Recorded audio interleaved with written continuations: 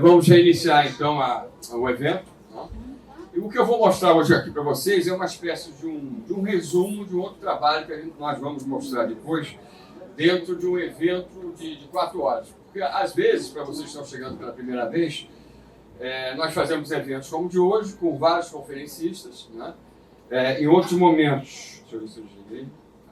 Em outros momentos, nós fazemos eventos que são debates, que nós convidamos, por exemplo, vários conferencistas para debaterem, como nós fizemos meses atrás sobre a data limite.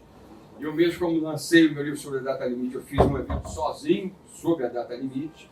Ou seja, o próprio Coronel Paulo Rui, aqui, representando também a Casa de Padre Pio, já participou de vários desses eventos como conferencista e debatedor, que muito nos honrou, tá, Paulo? E hoje nós vamos fazer, então, agora um resumo de um futuro seminário específico desse tema que nós resolvemos eleger agora, apenas há 3 semanas atrás, para juntar com o material que a própria Mônica e que a própria Margarete apresentou para vocês. Né? Por que eu resolvi falar disso hoje? Porque hoje nós sabemos, na verdade é uma coisa que já se conhece há várias décadas, ninguém que entra em contato ou é abduzido por esses seres no que diz respeito àquelas raças que fazem parte de uma interação maior a nível do passado, inclusive com a nossa humanidade, isso acontece na primeira vez na vida adulta. Nós geralmente começamos a pesquisar, isso é uma realidade no que diz respeito a 99% dos casos que chegam até nós, como o próprio caso do Roberto, que eu apresentei para vocês, nós começamos a investigar o caso dele a partir de algo que ele lembrava na vida adulta. Mas, como qualquer outra pessoa envolvida com esse tipo de realidade, essas experiências sempre começam na fase da infância. Em que época? Os contatos físicos entre os 5 ou 7 anos, na maior parte deles. Só que existe um outro tipo de experiência que aí é extrafísica, do tipo também que a própria Mônica fez menção, em que esse tipo de ligação ou acompanhamento por parte desses seres vai começar quando? Vai começar a partir do momento que a pessoa reencarna. Isso para não falar de que nas encarnações passadas, essas pessoas muitas vezes já vinham passando por esse processo de contato. E isso a gente não sabe há quanto tempo, na realidade, em termos de passado, remontaria. Isso é só para que a gente dê uma ideia do porquê de nós abordarmos isso aqui hoje com vocês. É a primeira vez que eu estou falando especificamente de contatos na infância, apesar de citar. Cada um de nós tem um motivo, por exemplo, para estar aqui hoje. Cada um de vocês for buscar, eu vim aqui por curiosidade, eu vim aqui porque eu gosto da Mônica ou da Margarete, por exemplo, ou eu estou aqui porque pela primeira vez eu tive a chance de ter contato com a divulgação de um evento, ou seja, as coisas são variáveis. E o envolvimento com o fenômeno ufológico também é algo exatamente que acontece da mesma maneira. Cada um de vocês, como eu, como o Roberto, como o Paulo, né, aqui presente, o Coronel Paulo Rui, e os outros amigos que estão lá fora, tem um motivo, tem uma história particular dentro daquilo que trouxe cada um de nós para a realidade em busca de entender o que está acontecendo por trás do fenômeno. Só que nós sabemos também, isso eu costumo falar, na verdade, no final das palestras, quando a gente aborda a questão do contato da abdução, no final dessas histórias todas, no final dessa história maior de contato, que envolve a nossa humanidade, nós vamos acabar por ter a certeza ou descobrir que todas essas histórias pessoais nossas, na realidade, fazem parte de uma única história. Que história é essa? É a história que vai nos levar, como humanidade, a um processo de reintegração àquelas civilizações cósmicas das quais nós somos, inclusive, descendentes. A Mônica fez várias vezes menção, por exemplo, que todos nós somos extraplanetários ou extraterrestres. É uma realidade. A nossa única casa, qual é? Não é a Terra, não é o planeta Marte, não é um mundo lá na galáxia de Andrômeda, 2 milhões de anos de distância. A nossa única casa, literalmente falando, é aquilo que nós chamamos ou conceituamos como o quê? Como o nosso universo. Por quê? Porque nas próprias informações que esses seres passam, muitas vezes nos contatos, quando eles são questionados de onde eles vêm, por exemplo, qual é a resposta que eles dão. As respostas são variadas. Geralmente a resposta que a pessoa recebe não é aquela, é importante que a gente ressalte isso, que a pessoa espere receber. Vou dar apenas 2 exemplos de casos que eu conheço pessoalmente. Eu gosto de falar de coisas que a gente conhece ou vivenciou diretamente. Um amigo meu, há mais de 40 anos atrás, médico que começou na ufologia exatamente na mesma época que eu, defendendo basicamente as mesmas ideias, inclusive em relação à nossa origem não terrestre, só que a partir ele das experiências de contato a nível mediúnico. E eu a partir da pesquisa de base antropológica, arqueológica e paleontológica que eu fazia nessa época, usando essas áreas acadêmicas para comparar com as informações que eu estava tendo acesso estudando casos de pessoas, por exemplo, podia ser o Roberto, não era naquela época, nem o conhecia, né? Mas podia ser, né? Já que ele trouxe informações também das experiências dele. Pessoas que recebiam informações para serem repassadas sobre a origem não terrestre da humanidade. Então, esse meu amigo do passado, eu posso até dizer o nome, Luiz Gonzalez Cortec de Paulo, que de nome pelo menos alguns de vocês devem conhecer, né? Ele chegou na fase da adolescência dele, ficou frente a frente a um desses seres, uma dessas entidades, e ele fez a famosa pergunta: de onde você vem? De onde você é? Sabem qual foi a resposta que ele recebeu? Isso inspirou uma parte que eu escrevi dentro desse tipo de temática no meu livro, no meu 10º livro, que é O Renascimento do Guardião. A resposta foi a seguinte do ser, que tem tudo a ver também com aquilo que a Mônica falou, que a Margarete falou, em momentos diferentes. Vocês vão reparar que, independente da linha de pensamento nosso, independente do aspecto, do tipo de envolvimento com o fenômeno ufológico que cada um de nós tem, quando você trabalha dentro de um aspecto de seriedade, é natural que coisas paralelas a nível de conclusão, de percepção, surjam, né? Independente de uma tendência mais para o lado da espiritualidade ou não. Eu costumo até dizer que a verdadeira espiritualidade ela nunca vai nos trazer informações ou noções que vão ser antagônicas àquilo que uma pesquisa não tão transcendente pode nos trazer de informação, já que a realidade é só uma, na verdade. Mas para não enrolar e colocar para vocês logo claramente qual foi a resposta recebida por esse amigo nosso antigo, do passado, o ser disse para ele simplesmente o seguinte: a resposta, de onde você vem? A resposta foi a seguinte: eu não sei onde eu termino e onde você começa, então não tem sentido essa pergunta. Perceberam? Ou seja, ele colocou logo a ideia da unicidade, da ideia que todos somos um, que vocês viram várias vezes ser mencionado aqui hoje, né? Em vez de ele simplesmente dizer, eu venho, por exemplo, de um planeta em torno da Alfa Centauri. Uma outra experiência dentro da mesma linha de busca de entendimento de uma possível origem, de um caso que eu trouxe para a investigação do seu conteúdo a nível da origem não terrestre da humanidade, que chegou até a mim através da matriarca, a grande matriarca da ufologia brasileira, a professora Irene Grank, que eu tive a felicidade de ter a atenção dela desde o momento do nosso primeiro encontro, em 1979, até a data, basicamente, do seu falecimento, da sua passagem. A Lucy Gallucci, a protagonista do caso, frente a frente com o ser de aspecto humano, fez a mesma pergunta, depois de receber noções sobre também a origem não terrestre da humanidade, detalhes de tudo aquilo que aconteceu no passado da Terra, até a queda do homem, depois um processo de intervenção genética, para nos levar, nesse momento atual, a nos aproximar do momento que a humanidade começa a ter consciência das suas verdadeiras origens, de quem são esses seres, quais seriam as intenções e o nosso futuro comum.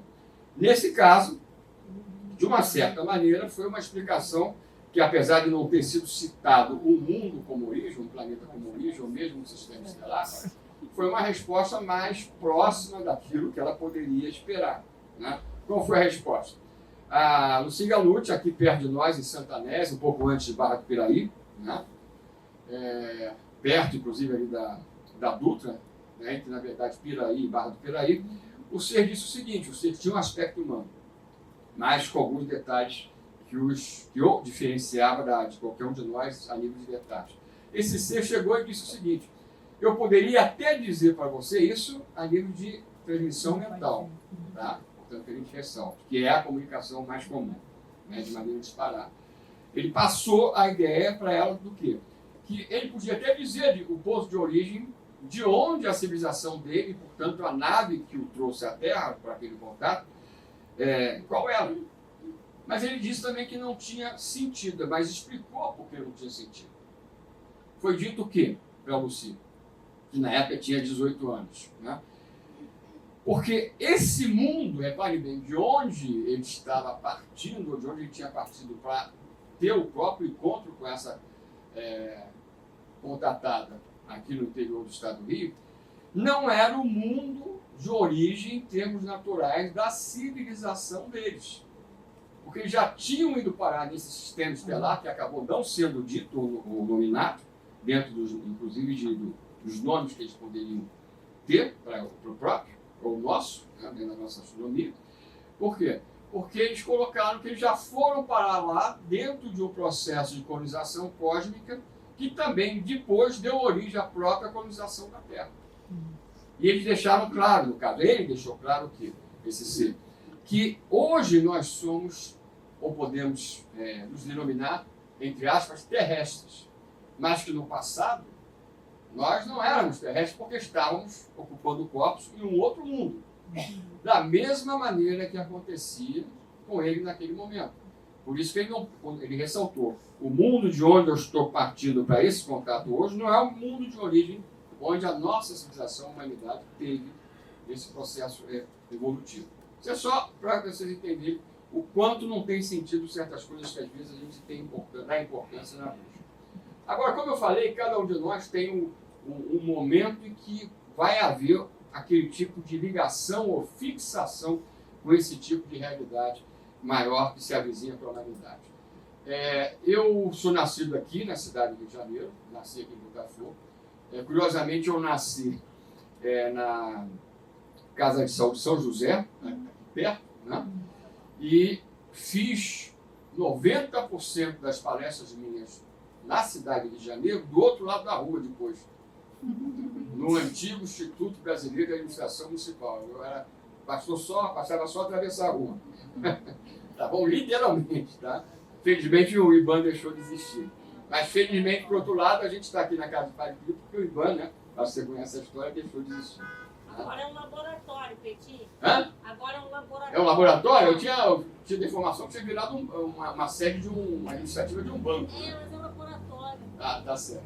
Mas o que aconteceu? Como eu falei, eu nasci aqui na cidade do Rio de Janeiro, no ano de 57, ou seja, eu tenho 62 anos. E o que aconteceu? Aos 6 anos de idade, eu mudei para a cidade de Petrópolis, que vocês daqui do Rio conhecem bem. Né? E eu, naquela época, eu já tinha um interesse por olhar o céu à noite. Era uma coisa natural para mim, mas era só olhar as estrelas, eu não sentia nada de especial. Até que, antes de completar 7 anos, numa determinada noite, também comum como qualquer outra, eu olhei aquele céu estrelado numa noite sem lua. Só eu da minha família tinha interesse nesse tipo de coisa. O resto permanecia dentro de casa. E quando eu olhei para aquelas estrelas naquele dia, que se transformou em algo especial para mim, eu tive pela primeira vez um tipo de experiência que eu iria viver em outros momentos futuros da minha vida. Que tipo de experiência seria essa? Eu não ouvi nenhuma vozinha, nenhum ser se comunicando comigo, mas eu fui literalmente invadido, e aí dentro de um aspecto emocional que passou a se manifestar em mim forte, pelo conhecimento de que em torno daquelas estrelas que eu via no céu, não de todas, mas em várias delas, haviam planetas, e que em vários desses mundos a vida não só tinha surgido, mas tinha sido capaz de evoluir até formas capazes de viajarem pelo universo, ou seja, de sistema estelar para sistema estelar. Isso eu tive dentro da minha mente manifestado, materializado, um pouco antes de eu completar 7 anos. A partir dali, eu me tornei alguém, vamos dizer assim, estranho até certo ponto, né? Vamos dizer assim, vou dizer totalmente estranho. Apesar de parte da família achar, né, na época. Né? Mas o que aconteceu? Eu comecei a me sentir literalmente fixado a tudo que era coisa ligada ao espaço. Comecei a me interessar e procurei ler tudo sobre aquilo que eu encontrava sobre astronáutica, sobre astronomia. O realismo fantástico foi uma sequência nisso, né? E em pouco tempo já, eu posso dizer até que eu aprendi a ler, na verdade, tendo como inspiração nessa época, poder ler sobre esses assuntos. Até que já na fase da adolescência eu já comecei a buscar algo mais do que simplesmente ler. Nessa época eu lia, em média, 3 livros por semana, entre livros de astronomia e realismo fantástico. Tudo que era livro possível que eu encontrava nas bibliotecas, por exemplo, do Rio de Janeiro, né? Até espanhol, aprendi espanhol para ler, que a gente encontrava naquela época, livros em espanhol, eu li. Né? E até o momento que, em 1977, né? Isso eu nunca falei, esse detalhezinho, a gente tem a história, às vezes, da gente, a gente passa batido por certos detalhes, não é nada de especial, mas naquele momento foi. Em 1977, eu saí com uma amiga que me convidou para ver aquele filme Contatos Imediatos, no terceiro grau. Que é colocado como um filme de ficção. Só que a ficção mostrada no filme, na realidade, é baseada na realidade de coisas que aconteciam já naquela época no dia a dia. E aquilo que não acontecia no dia a dia, que era aquele contato final, já tinha acontecido no passado. Não sei se vocês perceberam, ou lembrando do filme agora que eu estou relatando, e aquela parte da manifestação da grande nave, do grande contato no final do filme, na montanha, é simplesmente uma transposição da história do contato bíblico, né, que consta do livro Êxodo, de Moisés, da descida de Deus sobre o Monte Sinai. Aquilo tudo aí foi inspirado na história dos 10 mandamentos, do contato da descida de Deus sobre o Monte Sinai, em fogo. E até, reparem, vocês devem se lembrar, a aparição daquelas formações nevoentas antes, de nuvens, né? Isso vocês encontram no relato bíblico. Né? E o livro, quer dizer, desculpa, o livro não, mas o filme teve como consultor quem? O ufólogo norte-americano mais conhecido da época, que era o astrofísico norte-americano, Joseph Allen Hynek, que eu partilhei alguns congressos internacionais depois dessa época de 77. Vendo esse filme, eu cheguei para um amigo meu, ao retornar, depois de ter visto esse filme com uma amiga, né? Porque eu jogava tênis quase que diariamente, eu disse, eu vou escrever um livro. Ele falou, você está maluco, pô. Eu nunca tinha conversado sequer sobre esse assunto com ele, ele achou que era uma brincadeira. E aí eu escrevi o primeiro livro meu, que nunca foi publicado como livro, por quê? Porque ele acabou sendo transformado quando eu comecei a fazer ufologia pública, anos depois, na verdade, 2 anos depois, eu já fazia ufologia publicamente, já fazia a minha estreia em termos de conferência, num grande evento. A minha estreia foi falando para 600 pessoas, para vocês terem uma ideia. E naquela época, se falassem que eu iria aceitar esse desafio, normalmente eu diria que não. Por quê? Porque eu era daqueles que tinha vergonha de ir no quadro negro do colégio. Como é que eu ia estrear falando desse tipo de assunto num evento que tinham me dito que seriam 500 pessoas de público? Na verdade, a gente teve 600. Agora, a partir desse evento, então, eu comecei a trilhar esse tipo de caminho. Então, é só para vocês perceberem que quando a gente fala de experiências, e eu quero falar agora isso para vocês, na infância, essas experiências, vamos dizer assim, que a gente pode controlar de algum tipo de contato ou ligação, porque contato com esse tipo de realidade, ou com aquilo que esses seres pretendem que, ou tenham interesse que cheguem até nós, a nível de informação, necessariamente não é você ficar frente a uma nave ou frente a um ser desse sendo levado a bordo de um objeto desse.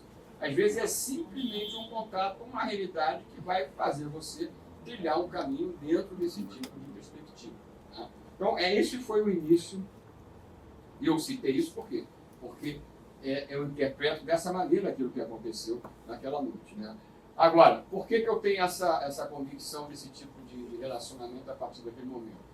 Porque depois, ao longo da minha história, eu em vários outros momentos da minha vida, inclusive recentemente, há poucos dias, eu tive experiências similares a essa dos 6 anos.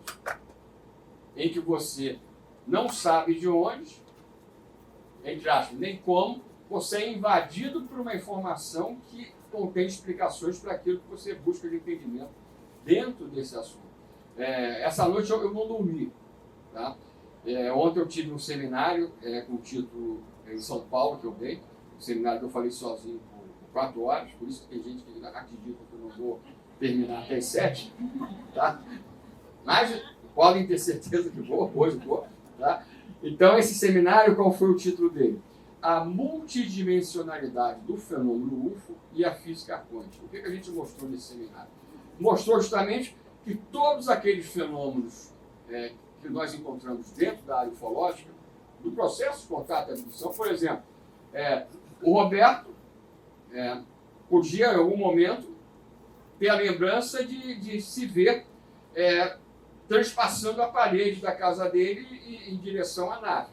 Ele sabe que esse tipo de coisa acontece. Você atravessando o ambiente físico. Tá? O que é o processo telepático?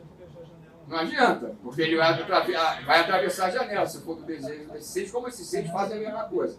Então, nesse evento de ontem, a gente foi pegando cada um dos detalhes que são tidos como não explicados pela nossa ciência, mas que estão totalmente compreensíveis já dentro de determinados aspectos da própria física quântica. Né? Isso a gente fez ontem. Né? E o fechamento dessa palestra de ontem, que começou às 2 horas da tarde, foi depois do meio-dia. Eu já estava chegando atrasado, que não é uma coisa comum. Né? O Roberto sabe que quando ele chega aqui, eu já estou aqui há muito tempo antes. Né? O que aconteceu?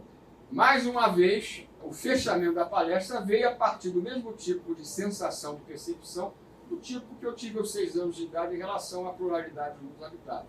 E é uma coisa que foi muito importante pela conexão que eu pude fazer daquilo que a física quântica denomina de observadores, o observador que somos nós, consciências individualizadas dentro dessa consciência maior ou da totalidade ou do uno, como os verdadeiros responsáveis pelo processo evolutivo do nosso próprio universo. Então essas coisas acontecem comigo, acontecem com qualquer pessoa, com qualquer um de vocês, basta perceber e ficar atento, né? Também. Isso aqui era só para mostrar e fazer referência justamente a tal noite, né, que eu olhei o céu, como tantas outras vezes antes e tive aquela percepção, a constelação do Órion, né? E uma das coisas que normalmente acontece, quando você vai investigar um caso de suspeita de abdução, é o quê? Você leva a pessoa, como aconteceu com o Roberto, para fazer uma regressão, uma hipnose. No caso, já fez 2 com a Gilda Moura no meu acompanhamento. Né? Mesmo que a pessoa só se recorde inicialmente de algum tipo, ou tenha algum lampejo, um flash de algo que aconteceu, por exemplo, vamos imaginar no caso dele, aos 40 anos, quando a gente começa a trabalhar em cima do processo de regressão, mais cedo ou mais tarde, ele vai regredir até a primeira experiência de contato físico. Como eu falei agora há pouco, geralmente acontece entre os 5 ou 7 anos. Só que tem, como eu falei, coisas que acontecem antes no aspecto extrafísico. Eu usei aqui apenas para citar, para mostrar um detalhe logo em seguida. Esse é um dos casos mais reconhecidos, mundialmente falando, de abdução. Existiram várias testemunhas. Todos foram testados nos Estados Unidos, no estado do Arizona, com um detector de mentira, um teste poligráfico. Tá? Os próprios companheiros dele, do Travis Walton, lenhadores, que tinham trabalhado o dia inteiro cortando árvores numa reserva, como contratados pelo Estado, se tornaram suspeitos de assassinato dele próprio, porque ele desapareceu na volta do trabalho, né, e eles chegaram e contaram para a polícia que tinha o desaparecimento e envolvimento com um objeto misterioso, quer dizer, um UFO, né, próximo à cidade de Snowflake, lá numa cidadezinha chamada de Snowflake, dos Estados Unidos. Só que ele retornou 5 dias depois, desaparecido, e ele também passou pelos testes e se confirmou. Mas por que eu coloquei o caso dele também? Porque é um dos casos que mostra claramente o seguinte, que a gente está tendo contato com várias raças distintas. Dentro da nave ou dentro das bases para onde nós, em geral, podemos ser levados, né? Nós estamos ocupando esses corpos atualmente no planeta, você pode encontrar seres totalmente diferenciados, convivendo conjuntamente e geralmente tendo no comando seres de que tipo? De aspecto humano. Por que de aspecto humano? Porque justamente a maior parcela do fenômeno ufológico ela está relacionada a quê? A nossa origem não terrestre. E essa nossa origem não terrestre está relacionada a algumas civilizações que, em passado remoto, deixaram parte das suas próprias humanidades aqui no processo de colonização da Terra. E depois regrediu devido a um tipo de anomalia solar, nós regredimos biologicamente. Tá? Então, esse comando, ou essa aproximação maior, sempre foi, pelos nossos estudos, tendo justamente como alvo, ou seja, nós como alvo, de seres de aspecto humano, apesar de outros interagirem, fazendo parte distintas desse trabalho, inclusive os chamados cinzas ou beijos, que foram citados aqui. Aqui são os seres que ele viu inicialmente quando voltou a ser dentro da nave. E depois ele encontrou seres exatamente iguais a nós. Foram os últimos seres que ele contatou dentro da nave. Isso acontece, basicamente, ao longo do tempo. Conforme você pesquisa os casos até de contatos com cinzas ou beijos, acaba por chegar o momento em que a gente vai ver, o abduzido ou contatado vai ter esse tipo de percepção que no comando daquilo tudo existem seres que muitas vezes poderiam estar aqui entre nós, de tão semelhantes que são. Né? Aqui sou eu com ele há 2 anos e pouco atrás. Né? E só para olhar o relógio, né? Só para tocar num ponto que é importante, essa questão da negatividade ou da positividade por trás desses contatos. Tá? Quem viu aí de vocês o filme Fogo no Céu, que é a história dele. Né? É um filme, quando ele vai para dentro da nave, é um filme de terror, não é? Ele sofre horrores ali dentro. Só que é importante que a gente ressalte que tudo que o filme mostra acontecendo com ele dentro da nave não aconteceu. Aquela parte é totalmente fictícia. Porque como ele não se recordava de quase nada do que tinha acontecido dentro da nave, e pegaram o livro dele que não constava detalhes sobre essa parte, a produção do filme resolveu enxertar uma ficção. E como o terror vende mais do que qualquer coisa, fizeram aquilo. Agora, como é que começa a experiência dele, a parte importante? Quando o filme mostra o quê? Um raio aparentemente dirigido contra ele, a partir da parte inferior da nave, ele cai e é jogado a vários metros de distância. Os amigos treinadores do tal trabalho, na tal floresta, né? Na tal reserva florestal, em número de 6, veem aquilo acontecendo e fogem com o carro. Quando apenas aquele que era um amigo dele mais direto volta sozinho, já não encontra sinal mais nenhum dele, nem da nave. Quando eles voltam para a cidade, conta a história que eu falei para a polícia, aí passam a ser suspeitos de assassinato e terem sumido por corpo dele. Né? Ou seja, quem viu o filme acha que o caso dele foi uma coisa terrível, que a visão dele é a pior possível do fenômeno UFO. Não é. A visão real dele, para começar, é que do UFO não partiu nenhum tipo de raio propositalmente dirigido contra ele. Ele acha que, ao ficar embaixo do UFO, em determinado momento, o campo luminoso energético começou a se modificar, e ele acha que ele serviu ou sofreu o mesmo tipo de efeito que, por exemplo, a pessoa numa região plana, em meio a uma tempestade de raios, se ficar em pé, tem muito mais chance de ser atingida ou permitir uma conexão da Terra com a tempestade, se ele ficar em pé do que deitado. Né? Então ele acha que aquilo foi simplesmente um acidente. E ele defende a ideia ainda hoje do quê? Que ele foi levado a bordo da nave justamente para ser salvo por parte desses seres, nesse período de 5 anos que ele ficou lá dentro. Então você repare que a história verdadeira é 5 dias. É o cansaço da noite sem sono. Tá certo? Fiquem atentos aí. Oi? Quem é mais velho? Olha, ali eu estava com o meu cabelo natural. O dele não é natural. Tá bom? Tá certo? Tá bom? Olha, você vai reparar que a cor não parece muito natural. Tá bom? Mas o fato é que ele defende que foi salvo por esses seres, não levado para passar por aquele horror dentro da nave. Tá? Agora, aí a gente chega logo depois, é um super resumo realmente daquilo que a gente vai depois apresentar no seminário. Aí nós vamos agora, estamos falando do aparecimento dos chamados Osiris ou Greixos, que foram seres que se manifestaram, no caso, por exemplo, do próprio Roberto. Né? Tá certo? De início eram tidos por quase todo mundo como negativos, hoje existe uma visão bastante diferente, pelo menos da maioria, que entende que esses seres apenas fazem aquilo sob o comando desses seres de aspecto humano, que tem que ser feito para que a humanidade recupere as suas capacidades, por exemplo, paranormais, que a gente perdeu devido a tal problema gerado pelo sono no passado remoto. Né? Esses seres dão a entender que a gente tem uma parte no cérebro ainda hoje, que sofreu uma mutação na época da atividade anômala do Sol, que fez com que as nossas capacidades paranormais e mediúnicas fossem praticamente a zero. Mais do que isso. Segundo esses seres, ao contrário do que acontece com eles, é esse o motivo que faz com que quando a gente reencarna, né, e eles não usam esse termo, eles usam às vezes troca de matéria, né, quando a gente reencarna, nós não tenhamos as lembranças das nossas vidas pregressas. Eles falam que a gente não tem isso por causa desse problema passado. E que eles estariam trabalhando geneticamente em cima da humanidade, via determinadas famílias que têm contato. Por exemplo, se eu tenho um contato, o meu filho vai ter, a minha filha vai ter, meus pais já tinham, os avós já tinham, e assim sucessivamente. No caso dele, ele tem a experiência, a mãe já tinha histórias, né?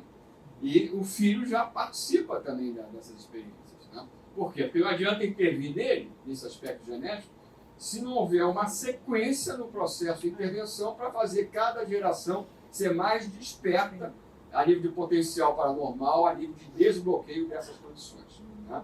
Mas no passado se achava que isso aqui era a própria encarnação do que poderia existir dentro do fenômeno ufológico. Né? Aqui é só para vocês terem uma ideia da capacidade que esses seres têm, né? Que os contatos revelam. Esses seres possuem algum tipo de controle ou domínio sobre o tempo, o que permite a eles conhecerem nosso futuro. Manifestam-se em diferentes planos de existência. Isso é uma coisa que a gente aprofundou bastante ontem dentro do relacionamento com a física quântica. Conseguem controlar as mentes humanas e colocam em animação suspensa as pessoas que desejam em meio a experiências de contato. O que isso quer dizer? Se vocês quisessem pegar agora o Roberto aqui, eu acho que ele não quer ir agora, mas tá no momento, né? Eles poderiam mentalmente incidir uma vontade sobre todos nós ficaríamos aqui como se estivéssemos dormindo, sentados, ele seria levado, passaria 1, 2, 3 horas com eles, quando ele fosse devolvido, todo mundo acordava como se nada tivesse acontecido. É assim que eles fazem, quando há necessidade, porque na maioria das vezes a pessoa está sozinha, está com a sua esposa só na cama à noite, eles aparecem dentro do quarto, retiram a pessoa numa viagem. Lembra? Ele saía do corpo.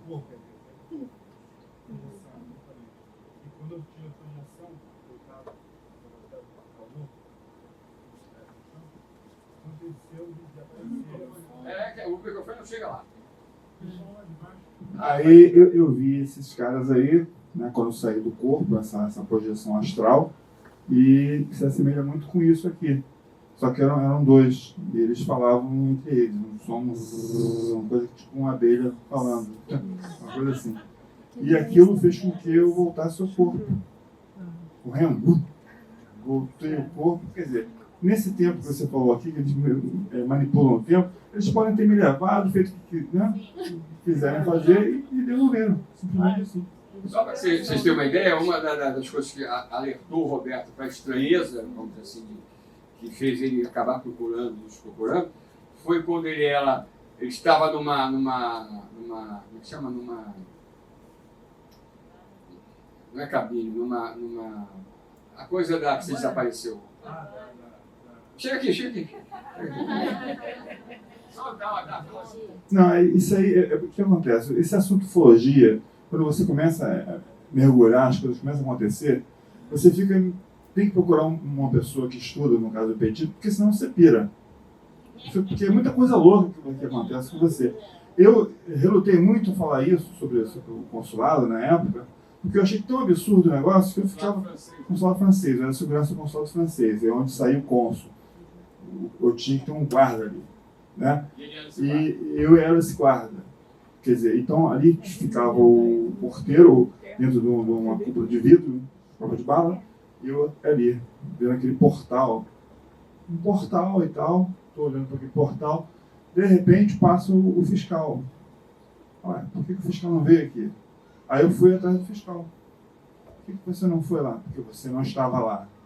Como eu não estava lá? Eu não saí dali, eu fui ali. Você não estava lá. E essa barba aí, essa barba. Aí eu falei, bom, voltei e fiquei na minha. Aí eu perguntei ao porteiro se eu estava ou não ali, o porteiro falou, você não estava aí. Aí eu falei, puxa, esse negócio de ufologia é coisa de doido, né? Eu vou pirar. Então, é estranho eu falar isso, mas aconteceu, então, entendeu? Consegue colocar, comunique-se através de telepatia, tanto entre si como com qualquer um de nós. Possuem a capacidade de provocar e controlarem desdobramentos, que é o caso que ele fez menção, ou saídas do corpo físico do ser humano. Atravessam qualquer forma de estrutura física, transformam seus corpos em bolas de energia e voltam ao seu estado normal, reconstituindo suas formas. Possuem capacidade de evitar e mover-se à vontade, etc.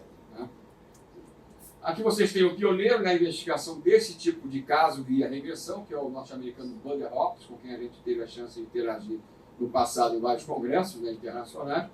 E ele começou a fazer hipnose e descobrir aquilo que estava encoberto no que é chamado, e passou a ser chamado por ele, de tempo perdido. Ou seja, a pessoa, por exemplo, eu saio daqui, eu vou para minha casa em Niterói, vou levar, se eu tiver uma carona de alguém aqui, aproveito para fazer. Eu vim de São Paulo direto, torcer o carro.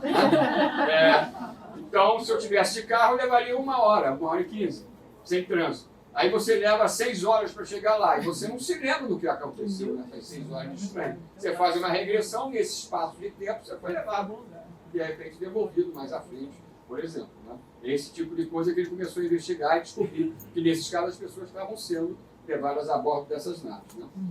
Aqui são os 2 livros dele, os 2 primeiros. O da direita foi lançado em língua portuguesa aqui no Brasil. Esse é um outro grande pesquisador, já falecido também, como o Hopkins, que investigou, professor de psiquiatria de Harvard, que investigou a fundo essas ocorrências, basicamente, de contatos com esses cinzas. Né? E aqui é só para mostrar rapidamente, eu tenho que passar rápido mesmo o padrão. A pessoa faz a regressão, começa a fazer, porque se lembra de algum flash de uma experiência do momento atual, quer dizer, na vida adulta, por exemplo, e só que ela acaba vivendo coisas desde a infância nessas regressões. Né? E aí se descobre também que não é só ela que vivia essa experiência, a irmã, porque é uma coisa familiar, a irmã, o pai já te passava, o avô já passava, como os filhos vão passar a viver. Né? Aí, lembrando do momento das regressões, o nome da contatada abduzida real é Cat Davis. No filme ou no livro Intrusos aparece como Mary, né? Às vezes as pessoas não querem, o próprio pesquisador como eu, muitas vezes a gente não divulga o nome real. Né? A criança ainda passa por uma série de exames detalhados, né? Colocação e retirada sucessiva de implantes. Né? Às vezes esses implantes são colocados via, por exemplo, uma narina, mas às vezes esses objetos, isso a gente colocou ontem na palestra sobre física quântica, esses seres têm a capacidade de materializar o objeto onde quer que queiram, dentro do corpo das pessoas. Então, num dos casos que eu mostrei ontem, lá em São Paulo, eu mostrei o quê? 2 radiografias de um implante dentro da estrutura cerebral. Ficou 3 meses lá, né? Evidentemente que ele não atravessou, senão teria causado dano, né? A pessoa foi materializado lá e 3 meses depois já não estava mais lá. Né? E esses implantes, segundo tudo indica, eles servem para monitorar o nosso avanço, a nível desse aspecto de genética, ou, no mínimo, o monitoramento dessas transformações que são realizadas. Né? Não há, eu ia falar que não há pessoa que passe por esse tipo de contato que, geralmente, pelo menos no momento da sua vida, vai ter implantes desse tipo. O Roberto tem ali um com ele, hoje. Tá? O que acontece? Esses seres, eles inseminam as mulheres artificialmente e tiram óvulos para serem desenvolvidos, fecundados posteriormente dentro das bases que eles mantêm, inclusive aqui na Terra. Né? Só que as pessoas, as mulheres, não, geralmente, antes da futura abdução que vai haver a retirada do feto, antes disso, elas são, antes de que elas se deem conta que isso vai acontecer, na verdade, e que elas estavam até grávidas, elas, no máximo, aos 3 meses, geralmente aos 2 meses, elas sofrem uma nova abdução para a retirada do feto. Porque uma parte dessa história é desenvolvida do lado de lá, com eles, outra parte são filhos e filhas naturais que essas mesmas pessoas têm aqui, que vão nascendo cada vez com capacidades maiores. Tá? Ele está resumindo isso aqui. Aí é só um momento já para falar da retirada. E eles mostram esses fetos para as mães como um médico, né? Um obstetra mostra após o nascimento do bebê para a mãe. Exatamente da mesma maneira. Apesar da pessoa voltar sem a lembrança, eles mostram por quê? Porque no futuro a pessoa vai recordar na hora certa aquilo que foi feito para que a gente possa entender o sentido de tudo. Né? Aqui é mais uma imagem desse tipo de processo. Né? O Roberto, tá? Não vou chamar ele aqui, senão eu já não vou terminar as 7 agora. Né? Mas ele participa desses eventos aqui. Aqueles que deixaram os contatos vão ser avisados dos próximos eventos que a gente vai fazer aqui só para debater casos de abdução como o dele, com a presença dele. Tá certo? Mas o que eu poderia dizer? Em experiências desse tipo, como o Roberto teve, em determinado momento ele se viu rodeado dentro da nave por seres de baixa altura que ele reconheceu como sendo o quê? Como filhos deles. Porque se das mulheres é retirado óvulos, são retirados óvulos, no caso dos homens são retirados o sêmen. Né? Aqui é só para mostrar que depois as pessoas, para entenderem o que está acontecendo, são levadas a bordo para virem até as incubadoras, muitas vezes. Né? E aqui é o caso do implante. Eu pensei, nem me lembrava que estava aqui. É nessa posição aqui. Isso numa radiografia frontal, mas na fotografia de lado é que dá para ver onde estava dentro do cérebro mesmo o objetozinho, que depois, 3 meses depois, já não estava mais lá. Tá? E outra coisa, um outro caso que eu pesquisei a nível de experiência na infância realmente. Só que essa experiência da infância foi descoberta primeiro do que as coisas posteriores. Seres justamente com esse aspecto, essa aparência razoavelmente humana, foram vistos por uma criança, cujo nome é Vera Borja, hoje ela tem aproximadamente 60 anos de idade, uma amiga minha, da região de Valença, onde eu fui morar para pesquisar os UFOs lá, na região da Serra da Beleza, em 2 períodos. O que aconteceu? Ela acordou de noite, a casa era no sentido como desse auditório. A sala e o banheiro aqui, e o quarto dela lá no fundo. Né? E aqui a porta dando para a rua já, uma rua lá na cidade de Valença, no interior do estado. O que aconteceu? Ela acordou, estava tudo escuro, teve um medo, não se sabe se isso era alguma coisa intuitiva ou não, de ir naquele dia ao banheiro, mas foi. Quando ela chegou perto da sala, ela viu que o vitral, ou vitrô, por cima da porta, que dava acesso à rua, havia uma luz forte entrando. E essa luz azulada acabou por atingi-la. Quando ela se viu atingida, ela perdeu as forças e deitou. Tá? O que aconteceu logo depois? Aí ela viu seres exatamente com esse tipo de fisionomia, com um pouco menos de 2 metros de altura, atravessarem a porta, flutuando. Foram até ela, flutuando, né? Sendo que aí depois eles se assentaram, chegaram a tocar, vamos colocar, pisar já mesmo a superfície do piso da sala.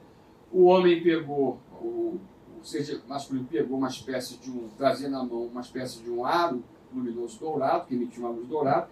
Esse aro foi passado várias vezes em várias partes do corpo dela. Depois, isso aí provocou até um processo semelhante a uma queimadura. A casca formou uma casca na pele que depois saiu e não ficou nenhuma marca. Mas o que essa experiência trouxe para na época, para essa criança de 5 anos e pouco de idade?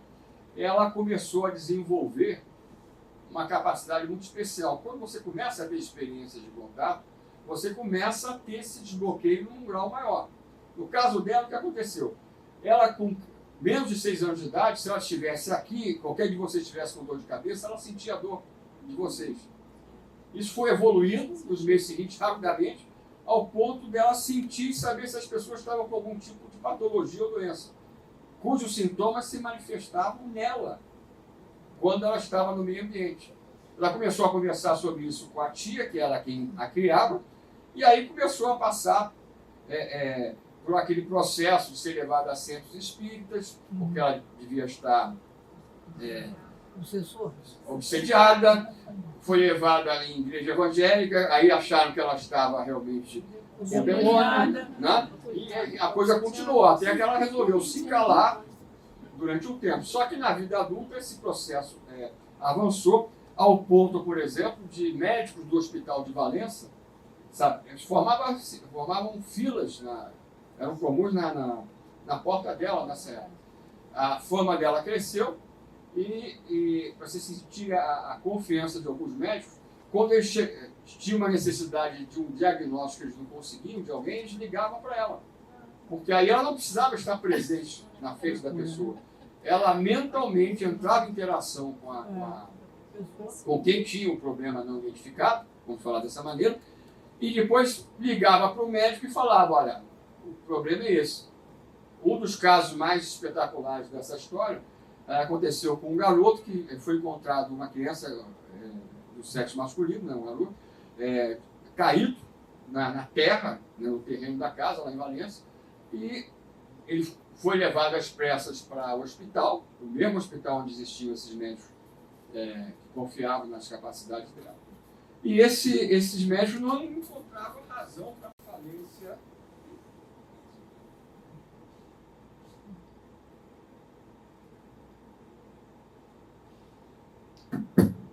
Não encontravam motivo para a falência dos órgãos progressivamente que estava acontecendo, né? Do estado geral dessa criança. Ligaram rapidamente para ela, aí logo minutos depois ela já estava dando retorno, dizendo para esse médico o seguinte, que eles deviam procurar, esse médico devia procurar no corpo da criança uma picada, porque ele havia sido picado por um escorpião. Se não era ela, o garoto não ia durar muito tempo, não imagine. Aí acharam, o levaram rapidamente para o outro hospital que tinha um soro, e essa criança está viva até hoje. Né? Tá certo? Agora, de uma maneira ou outra, isso só começou quando? Quando ela interagiu com esses seres de aspecto humano, esse tipo de experiência, ainda em criança. Né? Tá? Aqui é só a região onde nós fomos investigar os fenômenos, para ver se eram reais e confirmamos. Tivemos uma interação direta com os fenômenos lá. Eu, que nunca tinha visto nada, pelo menos não me recordava conscientemente. Trocamos sinais de luz com os objetos, fotografamos. Os objetos alteravam a trajetória quando a gente apertava o botão ou o disparador da câmera fotográfica. Ou seja, eles tinham uma interação mental, não só comigo, mas com o outro pesquisador que fazia parte do grupo lá, o Denilson Andrade Lima. Né? Aqui é apenas um dos objetos que a gente fotografou saindo por trás de uma das montanhas, passando rápido. Um outro que desceu, reduzindo o brilho até que entrou dentro da montanha, só que não havia abertura física. Ou seja, aquilo que eu expliquei na palestra de ontem sobre física quântica. O objeto deixa de estar físico no nosso contínuo espaço-tempo para se materializar já embaixo, onde existe a base, para onde pessoas têm sido levadas por esses seres. Pessoas, inclusive, que fizeram hipnose também da mesma maneira que ele, com a Gilda Moura, essa nossa amiga aqui do Rio de Janeiro. Né? Isso aqui é um dos momentos, apenas um desenho para mostrar que às vezes você não sabe se você olha para o objeto em cima, por causa da luz, ou você é levado por um tipo de intervenção mental para ver na hora que ele vai acender em cima. Eu passei por isso 2 vezes, uma das vezes com esse mesmo rapaz. Né? É só para mostrar esse tipo de coisa. E aqui é o livro, o meu quarto livro, e que tem muita coisa nesse aspecto de contato na infância. Por quê? Porque havia uma coisa que eu não percebia, que estava na minha frente, sempre esteve, praticamente, de entendimento em relação a essa história. A gente sempre falava, os contatos começam aos 5 ou 7 anos. Só que em alguns contatos, por exemplo, que não haviam sido pesquisados por mim, esses outros, havia uma referência que alguma coisa acontecia antes, que eles já estavam fazendo, esses próprios cinzas. Eu tive que viver a experiência com a minha própria filha dentro de casa, entre os 3 e 5 anos, para eu entender, para eu descobrir a coisa. Né? E é uma das histórias que está nesse livro. Né? Aqui a gente vai pular, porque esse é um outro caso da região em que a protagonista, Ana Alice Costa, não é o nome verdadeiro. A gente resolveu preservar o nome para uma pessoa de uma família muito conhecida da região. A gente preferiu, mesmo com a autorização dela, não divulgar o nome dela. Mas o que aconteceu? Ela tinha contato desde a infância, recebeu, como no caso do Roberto, ajuda para manifestar fenômenos relacionados à cura, né? E na vida adulta, né, ela acabou, vamos dizer assim, entendendo o porquê que ela tinha que gerar um descendente, um filho ou uma filha. E aí foi que eu que tive a experiência de contato com esse tipo de realidade para passar para ela, apesar de ela ser a contatada da história. Não sei porquê, a coisa veio para mim para que eu passasse para ela. Em pouco tempo ela estava grávida e essa criança que nasceu tem justamente, como ela já tinha, capacidades paranormais superiores também. Né? Ela tinha lembranças sem regressão, sem nada, de uma vida pregressa dela na época da Atlântida, por exemplo. Ou seja, porque ela já tinha esse aspecto de desbloqueio na parte cerebral maior, em menor escala. Né? Por isso que ela tinha que ter um descendente, porque tudo aquilo que havia sido feito na família dela, na linhagem genética dela, ao longo não se sabe de quantas gerações, se ela não deixa um descendente, morreria ali. Morreria ali com ela. Né? E aqui é justamente a história. Né? O início das experiências é uns 5 anos. É para eu contar. Não vou conseguir acabar às 7, sabe? Às 7 e 10 a gente chega lá. Né? Mas, bom, são uns 10 minutos que a gente começou atrasado. O resumão da história da minha filha, né, que está em 2 dos meus livros. Né? Nesse que eu mostrei e no 10º, que é Nascimento de um Guardião. Em 1999, eu mudei para a região da Serra da Beleza pela segunda vez. Quando eu saí de lá em 92, eu nunca imaginei que eu ia voltar a morar na região. Mas voltei. Né? Dessa vez voltei com a minha primeira mulher e com minha filha, que já tinha 3 anos e aproximadamente 2 meses. Né? Logo depois a gente se separou. O conservatório onde a gente foi morar era um local muito pequeno. E a gente morava dentro até do mesmo condomínio. Então tinha dia que a nossa filha dormia comigo, tinha dia que dormia com a mãe. Dormia mais comigo nessa época. Mas apesar disso, a coisa começou a ser que chamou ela primeiro pela mãe da minha filha. Ela me liga dizendo que a minha filha, naquela noite anterior, tinha acordado na caminha do lado da cama da mãe, com os olhos arregalados, parecia se comunicar com alguém que só ela via, se sentia tocada como se estivesse sendo tocada fisicamente falando mesmo, da cintura para baixo, principalmente, profundamente assustada, a ponto da mãe ficar preocupada em intervir naquele processo, não sabia se aquilo ali era um processo de sonambulismo ou alguma coisa, não quis interferir. Minutos depois, ela fecha os olhos, segundo o telefonema que eu recebi da mãe, deita-se, né? E os olhos fecham, no dia seguinte ela acorda e não fala nada. Nem que tinha tido um sonho estranho.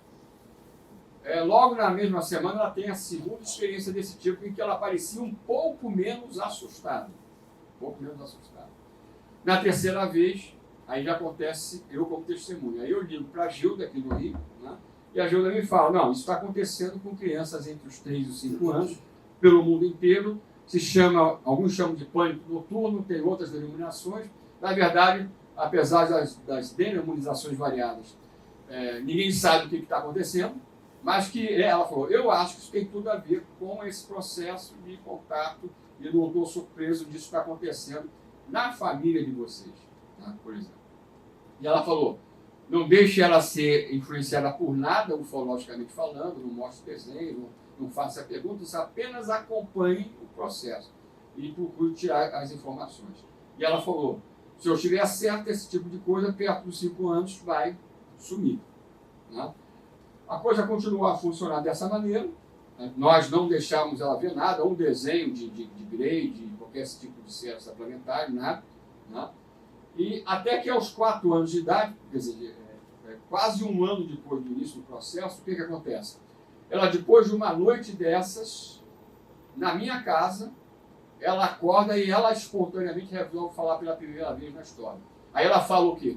Papai, apesar de tudo, eles não parecem maus. Foi a única coisa que ela falou. Eu não perguntei mais nada.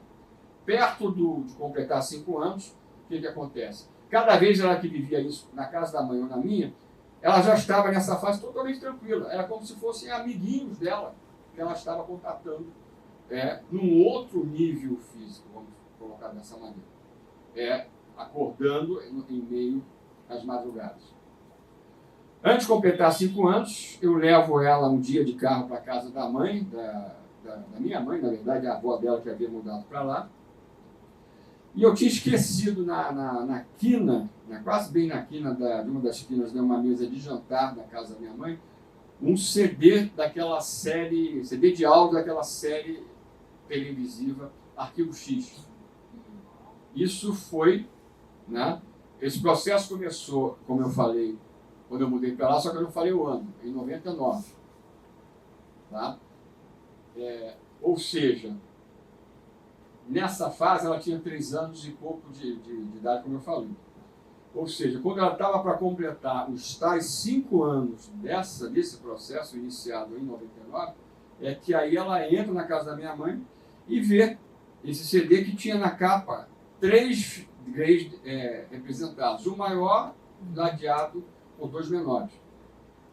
Não é essa a imagem, tá? Porque essa é a ilustração de uma edição mais recente do mesmo CD, da mesma trilha sonora. Por quê? Porque eu tinha um programa de rádio no conservatório, eu esqueci um dia essa trilha que eu usava na abertura do próprio programa, e o que aconteceu? Nunca mais vi. Então eu procurei, mas só achei a versão com Greys, que não foi a que ela viu. Ela viu os 3 de corpo inteiro, com a cor cinza ali. Ela, ao ver isso, ela se aproxima da mesa, aí me chama a atenção e aponta, né, falando essas palavras. Papai, esses são os meus amiguinhos que aparecem nos meus sonhos. Aí a gente pode identificar que quem aparecia para ela, extrafisicamente falando, desde os 3 anos e pouco de idade, eram esses que a gente chama de cinzas, ou Greys. E tem no comando, como eu falei, o 6 de aspecto humano. Quando eu escrevi isso no meu livro, naquele primeiro, no quarto, né, sobre esse assunto, eu recebi, não era a época ainda da internet, a internet estava começando, né? O que aconteceu? Eu recebi carta do Brasil inteiro de pais que tinham crianças vivendo coisas exatamente do mesmo tipo, que eles não entendiam e ninguém explicava o que estava acontecendo. Né? A Mônica, que esteve conosco até agora há pouco, né, que tinha uma visão negativa de início, não por experiência pessoal, mas por tudo que se encontra ainda hoje na internet em relação aos cinzas, ela estava num congresso em que eu falava, em um congresso até que nós nos conhecemos em Curitiba, e ela, a partir da mediunidade dela e de um outro companheiro também da Casa Consolador, também médium, viram, no momento que eu estava fazendo palestra sobre esses seres, né, especificamente, vários no ambiente, mas no outro nível. E aí um desses começa a ir na direção dela, ela já contou isso publicamente, várias vezes. Eu mesmo já vi. Aí quando ela viu aquele serzinho vindo na direção dela, ela pensou, agora eu estou perdido. Né? Porque ela tinha aquela visão a pior possível, né? Quando o ser chega perto dela o suficiente e ela o observa de maneira atenta, o que ela descobriu? Ela descobriu que justamente aquele era o tal do Gasparzinho, amigo dela de infância, que aparecia para ela do mesmo jeito que aparecia para minha filha, um outro semelhante. Para vocês verem como é que é fácil, às vezes, você ter uma visão distorcida da realidade e, de repente, você ter uma nova percepção da coisa. Né? Ou seja, isso eles fazem, a gente depois tem outros casos, a pessoa nasceu, reencarnou, está sendo acompanhada já por esses seres, se essa pessoa faz parte dessas famílias ou linhagens humanas que estão sofrendo o processo de intervenção. Tá? Você já achava que era doente? Tá, né? Tá certo? Esse é um caso que a gente aprofundou muito ontem. Eu vou encerrar, porque, como eu falei, hoje era um resumão. A gente deixou mais tempo. Mas não, vou falar, mas a gente vai fazer como fez o da Física Quântica lá em São Paulo, a gente vai fazer aqui. Né? Provavelmente no mês de janeiro. Em dezembro a gente quer fazer um debate, viu, Roberto? com contatados abduzidos, tá? Que a gente já não faz já tem tempo. Né? Mas esse foi o caso principal dentro, que aqui não vai aparecer detalhado como foi ontem. Então, ontem, como eu falei, a gente falou 4 horas. Por quê? Porque essa protagonista dessas experiências, a americana Beth Ann, eu considero o caso mais importante dos Estados Unidos de abdução. Por quê? Porque ela não era levada simplesmente para passar por esses processos de contato, retirada de material genético, colocação de implantes. Ela passou por isso tudo. Só que ela, muitas vezes, era levada, inclusive na fase de criança, para ver fenômenos acontecerem de propósito na frente dela, para que ela depois pudesse repassar para quem fosse investigar a própria experiência de contato. Então, o livro dela, todo o caso dela, que tem mais de 400 páginas, que foi editado aqui no Brasil anos atrás pelo meu editor, que editou praticamente todos os meus 11 livros publicados até hoje, a apresentação desse caso fui eu. Até porque eu que indiquei para ele o livro. Né? Mas as experiências mais importantes dela, que vocês têm ela na época que ela começou a ser investigada, a partir de lembranças de um contato na fase adulta, quando aconteceu exatamente aquilo que eu descrevi momentos atrás. Ou seja, toda a família foi colocada no estado de animação suspensa, dentro da casa, de dia. Vários seres desse tipo entraram dentro da casa, a levaram. Um deles ficou dentro da casa, tomando conta daqueles que estavam, entre aspas, adormecidos, até que ela foi trazida de volta nessa experiência e eles desapareceram e os outros acordaram como se nada tivesse acontecido. Mas ela tinha uma lembrança de algo inusitado que provocou justamente o início da investigação. Esse caso é muito importante por quê? Porque ele mexe com uma série de coisas juntas. A presença dos greys, a presença dos aspectos humanos do comando, a realidade espiritual é abordada, Cristo é apresentado como uma espécie de um comandante maior, ou entidade que é superior em relação aos próprios greys e em relação aos próprios seres de aspecto humano que aparecem no caso de contato.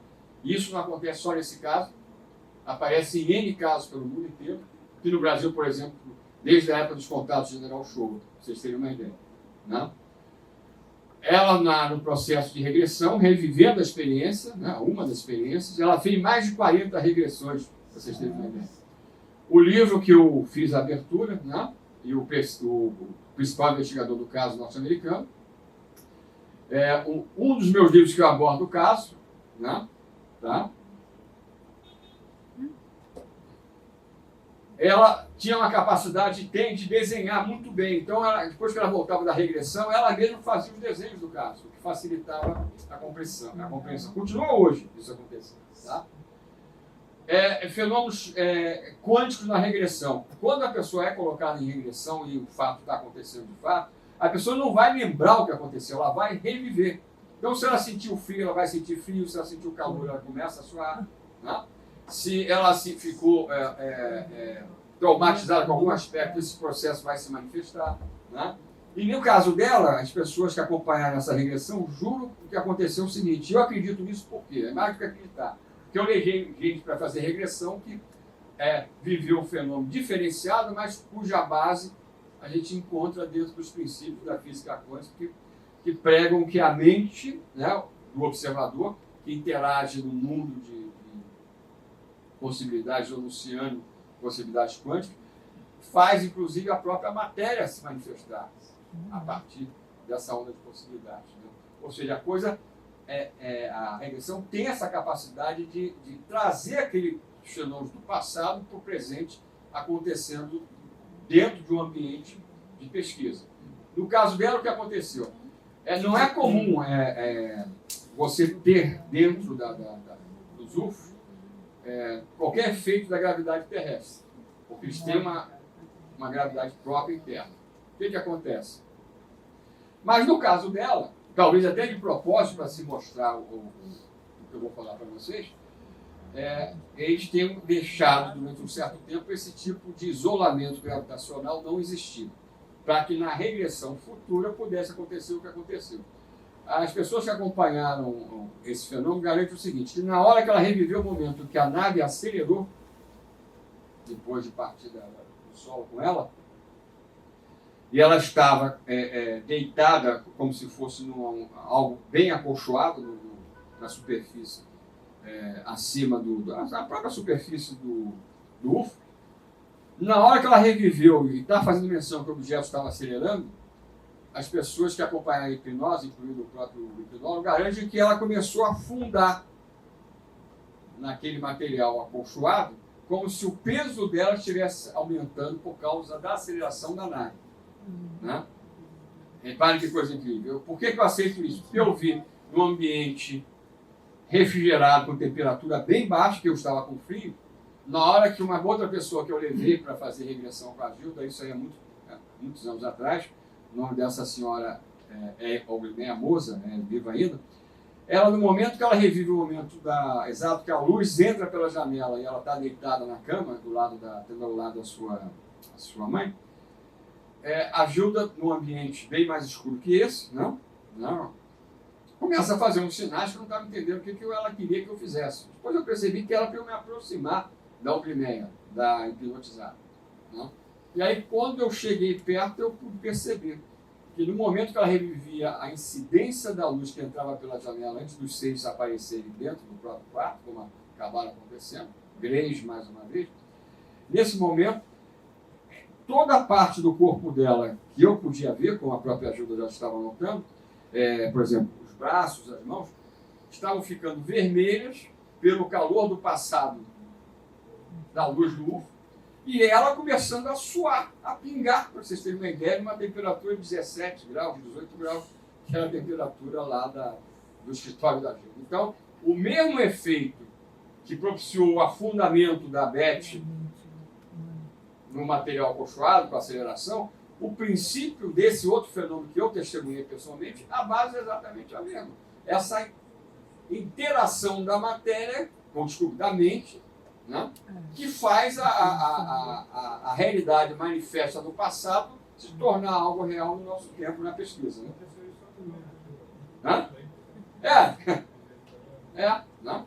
E lá dentro não estava. Não tem UFO, pelo menos que eu conheço, que alguém entrou e sentiu calor. Pode até ter, mas também no caso dele não aconteceu isso. Ele de repente começou a suar. Isso aqui é o início da história, geralmente, quando você revive uma pessoa, tá? Quando vai a experiência a primeira experiência do físico. Estão chamando meu nome, soa como se alguém pulasse dentro de minha cabeça. Parece que todos falam juntos, dizendo a mesma coisa. Eles disseram que tem estado me observando crescer, ou seja, olha, se o contato dela físico começou às 7, isso aqui que eu falei que estava na minha frente a gente não percebia, né? No entanto, eles estavam falando que já estavam observando ela antes dos 7 anos e eu via isso e tive que viver a história da minha filha para perceber, né? Para ter a atenção chamada. Está chegando a hora que conhecerei o número 1, essa entidade, né? Eles disseram que vou indo bem, que estão preparando alguma coisa, irão mostrar-me algo que todos entenderão. Pessoas para quem eu comentar. O que vão me mostrar, apenas querem me examinar por dentro. Dizem que estarei muito feliz em breve, que encontrarei o número 1, conhecerei o número 1 e sentirei o número 1. Isso quando ela tinha 7 anos de idade. Aí já na fase adulta, quando os seres iam pegá-la dentro do quarto, se manifestavam, se materializavam, passavam pelas paredes dele. Né? E aqui é quando vão perguntar para ela ver a retirada de fetos, ela pergunta por que eles tinham que fazer aquilo. Eles explicaram que entre as razões para fazer esse tipo de trabalho era para evitar que a humanidade ficasse estéril no futuro. Eles estavam trabalhando geneticamente, criando esses sericípios como um banco de genética aparentemente para interagir conosco, né?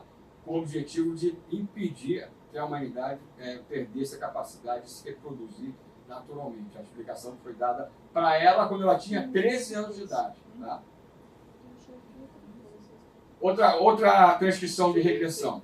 Ele havia sido enviado, quer dizer, o Grey, né? E eu não deveria ter medo. Eles estão satisfeitos porque eu aceitei o cristianismo sozinho. Ou seja, a referência clara, mais uma vez, a Jesus. Né? Devo passar por muitas coisas e que o amor mostrará as respostas para mim, porque tenho dado o meu coração em amor ao Filho. Passarei muitas coisas, mas as superarei por causa do Filho. Tenho sido observada, repare, desde o meu nascimento. Desde o meu nascimento. Crescerei de maneira natural e minha fé na luz trará muitos outros para a luz e salvação, porque muitos entenderão e verão. Ele diz coisas estranhas, não as compreendo, sempre contato mental, tá? E para cada lugar há uma existência, e cada coisa foi formada para unir. Ele diz, Jesus está comigo, que entenderei à medida que o tempo passar, para eu não ficar ansiosa. Querem que eu cresça e viva de maneira natural, que sou abençoado e que esquecerei. Quer dizer, eles geram uma hipnose, um bloqueio para que a pessoa não volte com o trauma da experiência e só recobre no momento certo. Devo voltar para a casa agora e não me lembrarei. Tá? É só para citar que boa parte das informações que esses seres muitas vezes passam, que algumas têm uma clara relação com questões quânticas, a gente encontra em passagens bíblicas ligadas a Cristo. Aquela própria frase, vou citar só uma, que nós devemos amar o próximo como a nós mesmos, isso o que ele onde se enquadra isso? A teoria da unidade, que cada um de vocês, comigo, com o Roberto, qualquer pessoa aqui, na verdade somos um. Então, amar o próximo, na minha visão, das palavras do Cristo, como nós podemos amar nós próprios, é amar, na verdade, a unidade, que na verdade somos todos nós. Né? Tá? Eles frisam muito nesses contatos o aspecto da realidade espiritual ou multidimensional do homem e do universo. Né? Isso é que eu frisei ontem. Quando a nossa proposta é mostrar que os fenômenos ufológicos eles têm toda a ligação da maneira que eles se processam. Não estou falando das motivações, isso aí já é outro tipo de trabalho que a gente também faz. Mas a maneira que as coisas se processam tem tudo a ver, tinha que ter com a natureza do próprio universo. Então, se o universo tem uma natureza quântica, é claro que esses seres mais avançados que nós vão se valer de uma tecnologia que vai usar conhecimentos dessa área, evidentemente. Né? Então, aqui é só mais uma citação. Eles têm a tecnologia que o homem poderia usar. É através do espírito. Se o homem estudar a própria natureza, ele descobrirá muitas coisas. O homem as descobrirá através do espírito.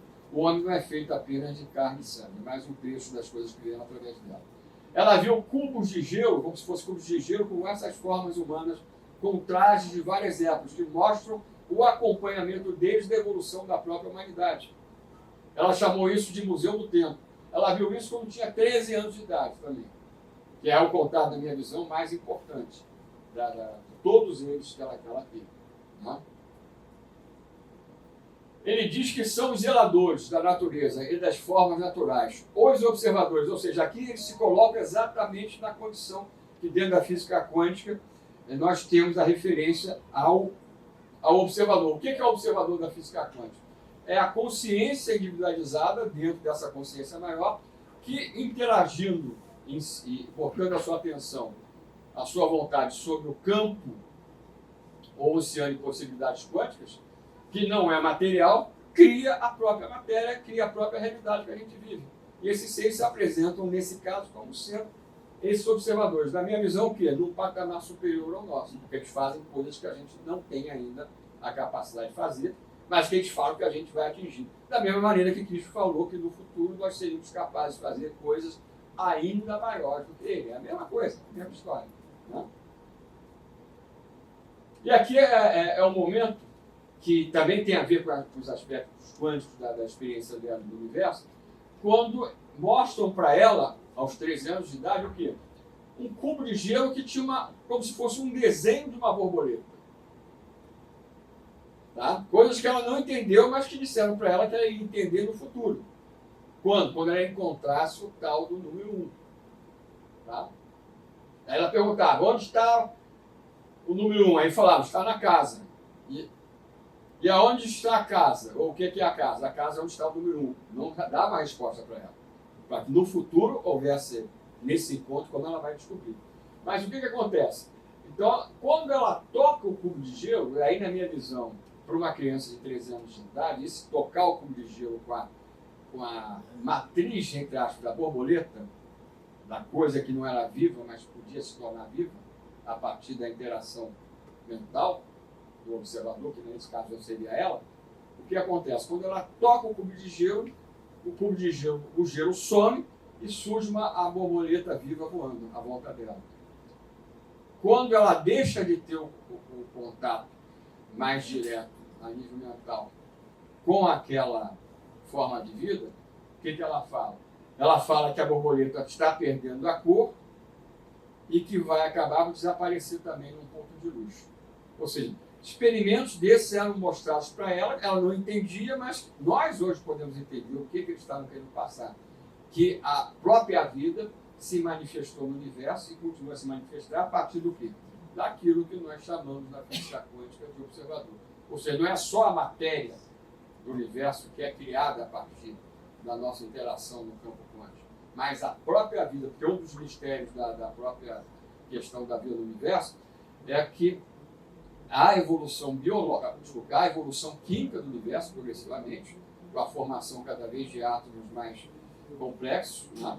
Aqueles que entram na própria base da vida tida por nós como terrestre, mas nunca ninguém conseguiu recriar o momento em que essa evolução química vai se transformar em quê? Em evolução biológica.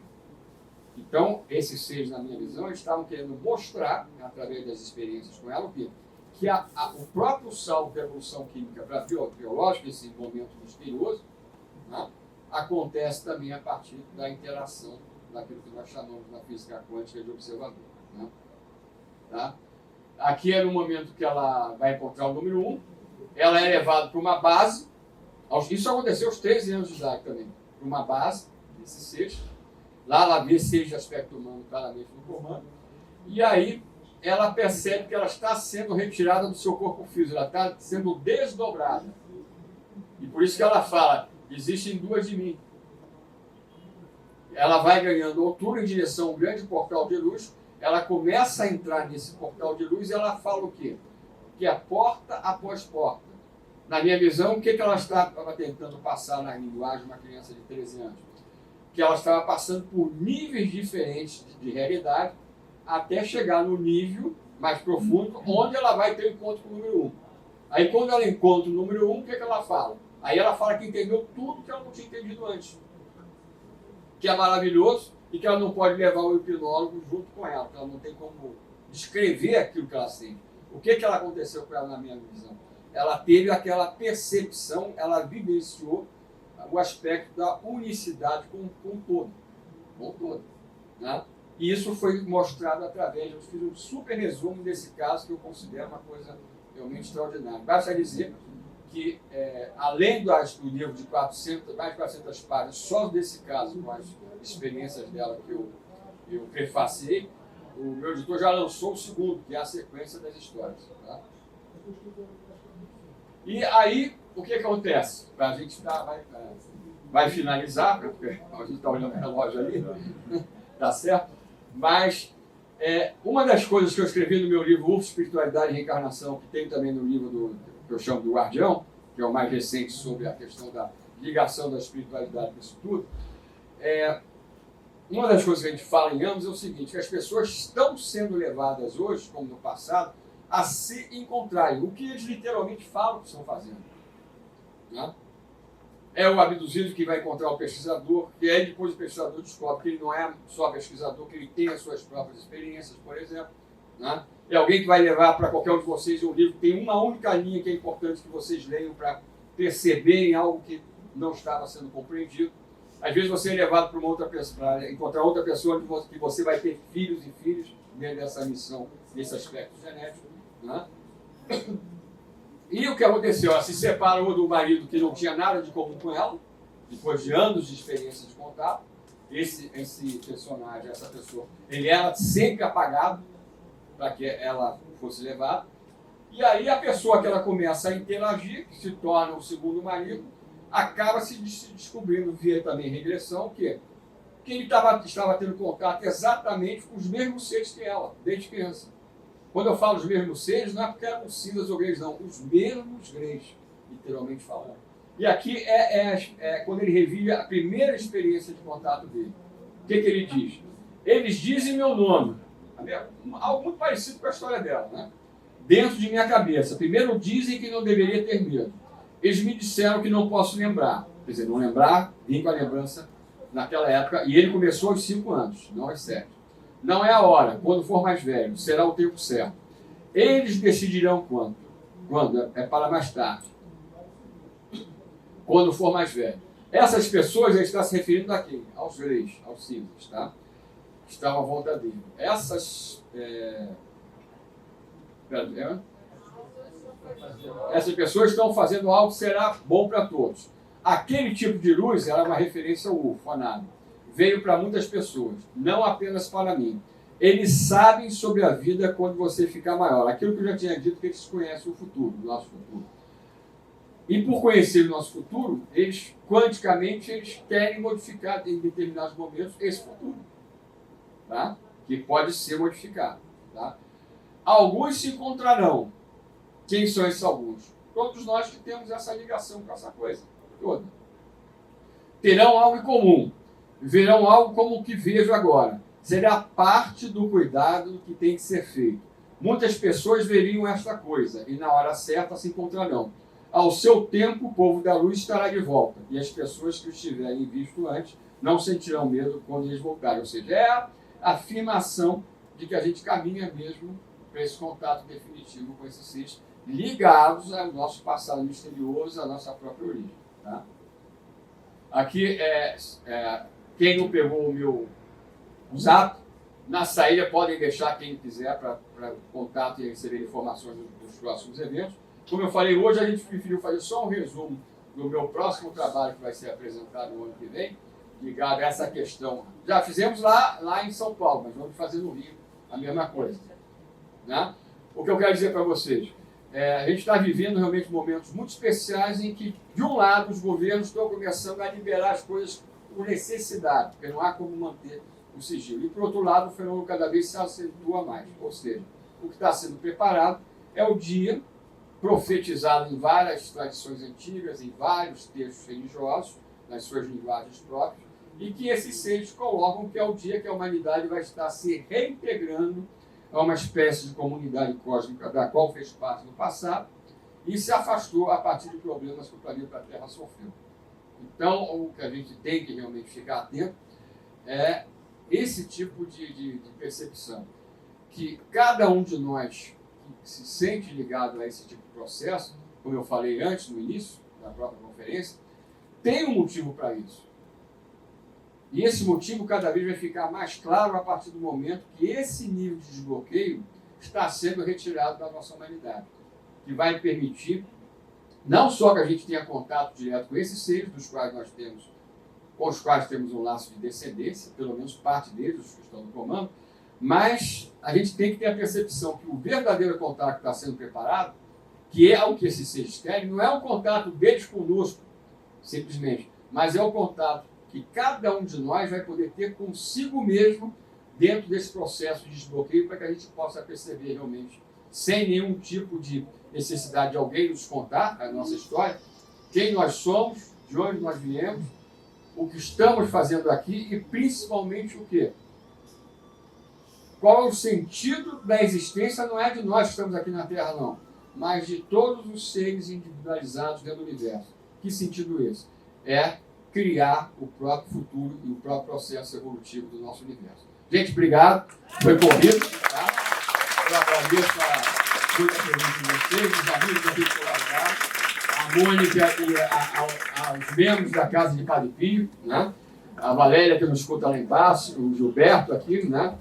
Também o coronel, né, Paulo Rui. Então,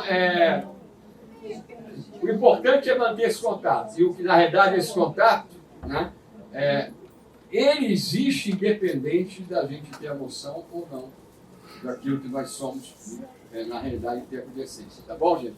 Obrigado mais uma vez.